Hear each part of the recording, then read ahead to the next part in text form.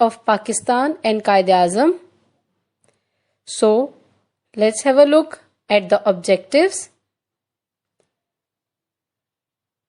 By the end of the lesson, you will be able to know the ideology of Pakistan in Quaid-e-Azam point of view, and you will also identify the relevant statements of Quaid-e-Azam defining the ideology of Pakistan.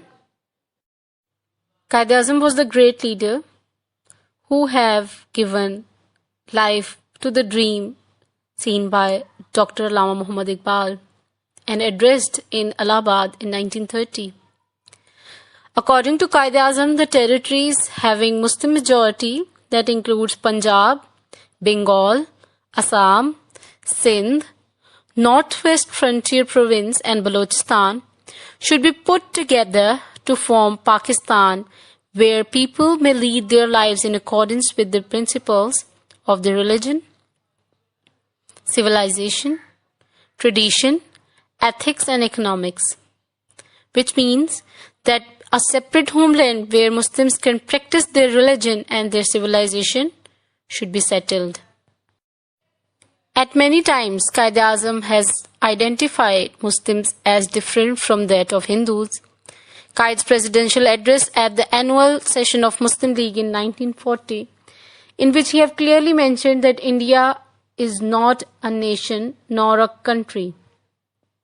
It is a subcontinent of nationalities, Hindus and Muslims being the two major nations. The Hindus and Muslims belong to two different religions, philosophies, social customs, and literature. They neither intermarry nor interdine, and they belong to two different civilizations which are based mainly on the conflicting ideas and conceptions. Their aspects on life and of life are different. It is quite clear that Hindus and Muslims derive their inspiration from different sources of history.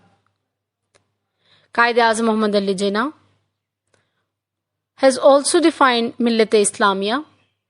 Quaid-e-Azam emphasized on the Islamic ideology as being the basis of the struggle for Pakistan because he believed that only Islam was the unifying force of the Muslim millat. He said, "What relationships knits the Muslims into one whole, which is formidable rock, means a very powerful basic unit, on which the Muslims edifice has been erected, in which the foundation, the building of this ideology has been constructed, which is the sheet anchor providing base to the Muslim millat, the relationship, the sheet and the anchor, the rock is Holy Quran." So, Islam is the religion that focuses on the teachings of Holy Quran, and Prophet Muhammad, peace be upon him, saying, is the religion that will provide a basic structure, a very strong foundation for the formation of this particular ideology and a separate homeland. Quaid-e-Azam Muhammad Ali Jinnah, while addressing at Aligarh, said, "Islam is our guide and it is complete code of life." He also elaborated what was the motive of demand of Pakistan and what was the reason of separate state for the Muslims. Why was the need to divide India felt? Its reason is neither narrow-mindedness of the Hindus nor tactics of the British. It is the fundamental demand of Islam. It means a separate homeland is not demanded just because of the Hindus or the British tactics being played with the Muslims of subcontinent, but it is the basic requirement for the Muslims to get a separate homeland. At many instances, Quaid-e-Azam has been promoting this ideology of Pakistan. While presiding at Peshawar in 1946, he said, "We do not demand Pakistan simply to have piece of land, but we want a laboratory where we could experiment on Islamic principles." By this saying, he means that we need a separate homeland where we can practice our religion freely without any discrimination or any restriction. On 21st March 1948, while addressing the people of Dhaka, he said, "What we want is not to talk about Bengali, Punjabi, Sindhi, Balochi, Pathan, and so on. We are nothing but Pakistani. Now it's our duty to act like Pakistani.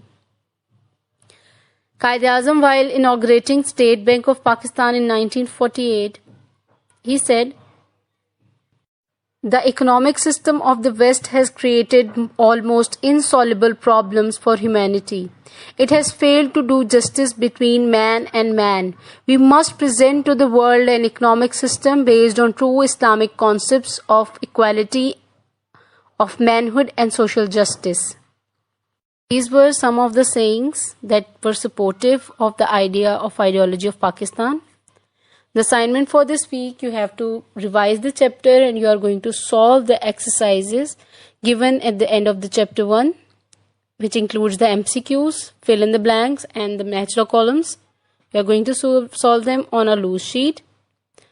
Let's have a quick recap of the lesson. Quaid-e-Azam, being the freedom fighter of Pakistan movement, proved that he had been a true leader. A leader for Muslims who made possible for Indian Muslims to practice their religion freely. Some extracts from his speeches and statements of Quaid-e-Azam from time to time are the proof that the ideology of Pakistan is following Islam as a complete code of life. Whereas Quaid-e-Azam has given us the message of unity in all his speeches and addresses. Hope you have understood the topic. You are supposed to be focusing on all the sayings and you are going to memorize the timeline given with the sayings. Stay safe, stay home, Pakistan, Zindabad. Thank you and Allah Hafiz.